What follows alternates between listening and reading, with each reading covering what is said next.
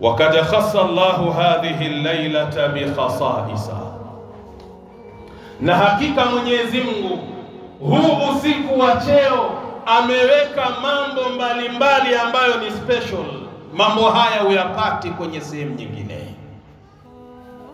Awalan, jambo la kwanza, minha, kutokamana na hayo mambo ambayo ni maalumu katika huu usiku wa cheo, annahu nazala fiha alquranu, hakika ndani ya usiku wa cheo ndiyo iliteremka Qur'ani, jumlatan wahidatan, kwa mkusanyiko mmoja ikiwa kamili, min al-lawhil mahfuz, kutoka kwenye ubao wa Allah wa kuhifadhi mambo, ila baitil izzati minas samai dunya, mpaka kufikia baitil izza, katika hii mbingu ambayo kwamba iko duniani.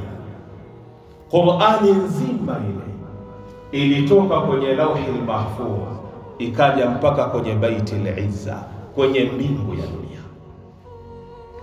Thumma nazala mufassala, kisha Qur'ani ikawa inateremka vipande vipande, bihasabil waqa'i, kwa matukio mbalimbali yanayotokea katika mgongo wa ardhi, fi 23 sanatan, jambo hilo limefanyika miaka 23, ala nabii sallallahu alayhi wasallam, juu ya mtume Muhammad, rehma na amani zimshukie yeye. Unaweza kushangaa, sio?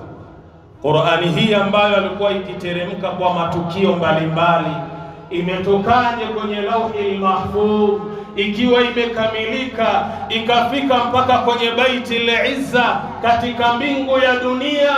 Ina maana Allah jalla fi ula aliyajua yale yote ambayo ummati Muhammad watayafanya, na yashahifadhiwa, yakawa yanasubiri muda na wakati ufike, aya zile zinateremka kulingana na matukio wanayoyafanya wanadamu. Allah ndiye aliyetuumba. Kwa nini asitujue kabla hajatuumba? Tutakuwa kina nani? Tutafanya nini? Tutaondoka vipi kwa dunia?